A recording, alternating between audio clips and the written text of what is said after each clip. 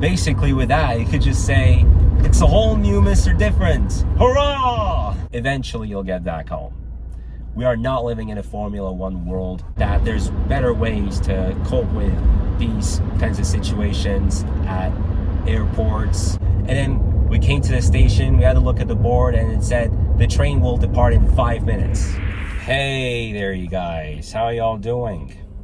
The time is 7:08 a.m. and today's Sunday, August the 17th. It's my first full day in the US since May 30th. And this is the first time that you guys are seeing me drive a car.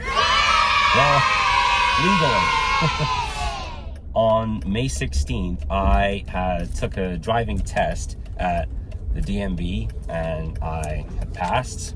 And 2 weeks later, I got the license in mail. And the next day I had left to Turkey. And now, you guys see me drive. Basically with that, you could just say, it's a whole new Mr. Different. Hurrah! Yeah. So at the end of yesterday, I had said that it was so stressful from the point that we got off the plane, and it's mainly going to be a serious talk about one topic in which I have brought up a few times in the recent past about this be rushy, be so fast kind of mentality that certain people have when it comes to taking flights, being at airports and all that. Like, they just say, I want to be home as soon as I can, and like that. Come on, just grow up, man up. Eventually you'll get back home. We are not living in a Formula One world.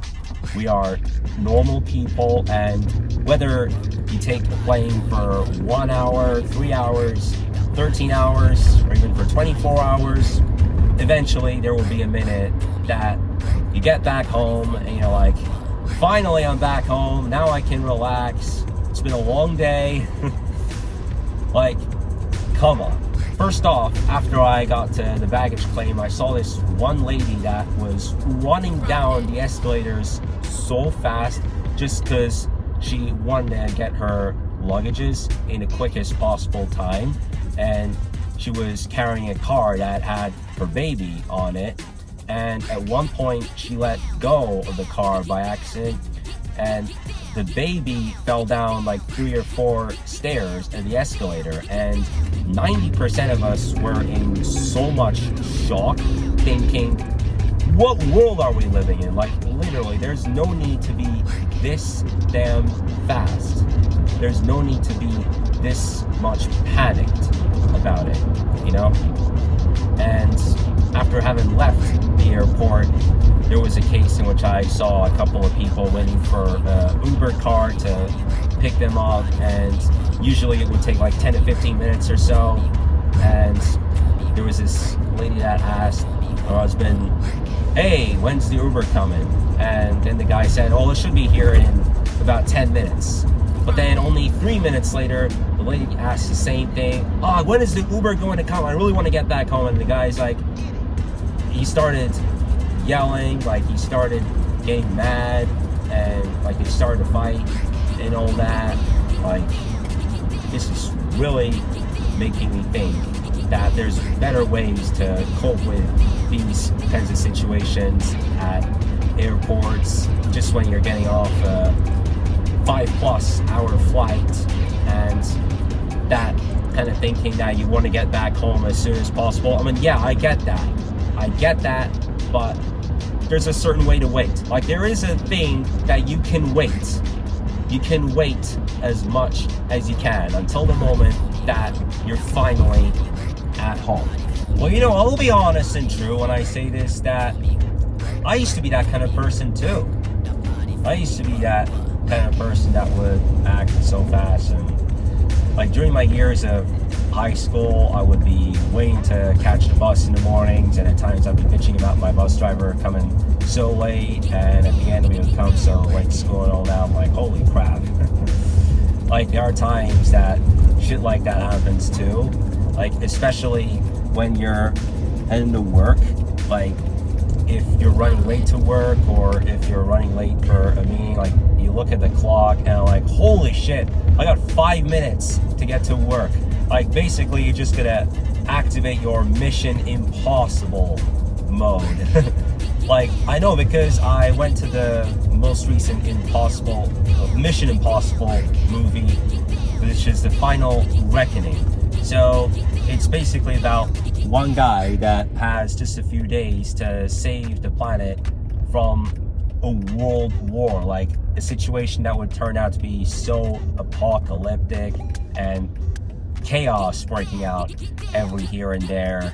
But it's kind of like one of those end of the world movies, like you would think, for instance, The Day After Tomorrow. Like there's certain instances that people just piss their pants over just some small things. Like, come on. Oh, and also 10 days ago, there was a case in which I saw two ladies. I was still in Turkey by then, of course. And so I was walking to the subway station that was closest to my home, and I saw a couple of ladies in which one of them was screaming and like she was saying, yo, I'm literally gonna swear, like I just want to get that train right now. And she was just acting so crazy about it. She was bullshitting about it. And then we came to the station, we had to look at the board, and it said the train will depart in 5 minutes. Like, come on. Like, what is that to even ask for? 5 minutes. It's like, keep calm, read a book, chat with your friends, chat with your family, and all that. Or if you're in your prime, play card games, play chess, watch a trailer of the Mission Impossible, or watch a trailer of the Superman movie. Like, whatever. Like, holy hell, dude. Yeah, so having said all that, today it is Sunday the 17th, so tomorrow I will start a brand new college semester, fall 2025, in which I'll be taking music, with one of my classes being harmony, and basically that's the one that I would have to have this Ableton software. But still, that's got me thinking, like, how the heck am I going to use that while I have a Samsung? But thankfully they do. Well, luckily they do offer some like MacBooks in case if you don't have one, because I have a Samsung, and if you do have a MacBook, then that's fair enough. But if you don't have a MacBook, then like at least they do offer you one for the time of the lesson, so that you can use this Ableton software, which is something which I haven't used yet. And in the meantime as well, we've been talking, like we're still working on what it is, by the way, because in the recent past, Hakan and what have done some testing with a Tesla and what it is. Like that was basically just the initial stage, but we're still investigating the craziness about the Tesla engines and what basically causes all the fire. And there's this phrase in which some people bring up about cars that don't have real engines, a combustion engine, you can call it. And so any car that, like I heard this phrase, any car that does not have a combustion engine is a toy. Like I've heard that catchphrase a few times, and they do mainly bring it up about the Tesla vehicles. And so the investigation is still going on about that as well. But there has been a lot of cases this year in 2025 such that the Tesla vehicles are burning, and all the other vehicle brands CEOs are taking steps to pull off the plug for electric vehicle manufacturing. While most brands like BYD, for example, BYD was the first brand to take this step, and then Mercedes made the same decision after some point, and BMW. So the BMW, I still see the I model production that is going on, and I even heard that they say that it's certainly not going to last for more than 10 years. And also it is starting to become more and more true that the demand of the newer model Tesla that they're still working on is coming to a point that people are like, what the heck? Like, especially of, dude, don't get into me yet. We're not in Plants and Zombies. Yeah, that was another dude. Well, yeah. So, yesterday also, on the productive side, I had a rewatch of that movie called Kraven the Hunter.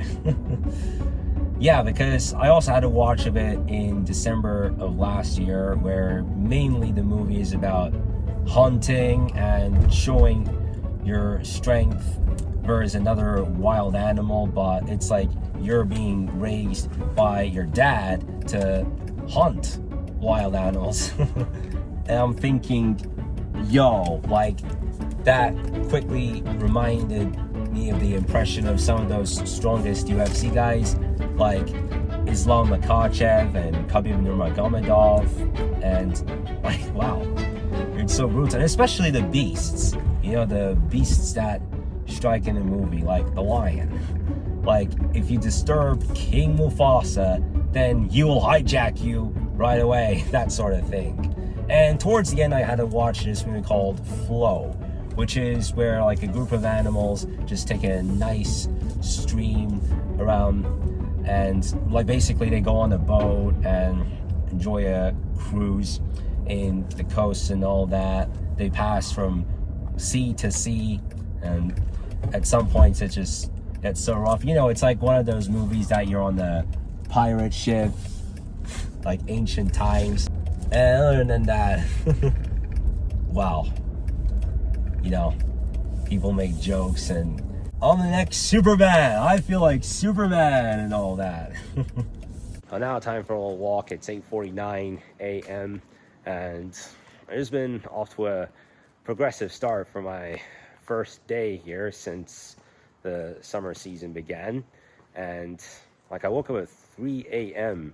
this morning after what has been a run of a day for me, even more than running and jogging on the treadmill. Like, from the moment that you get off the plane, it's like you're so tired and when you get home and all that, like you've had a long day and there's nothing you can do about it. There's nothing much you can do.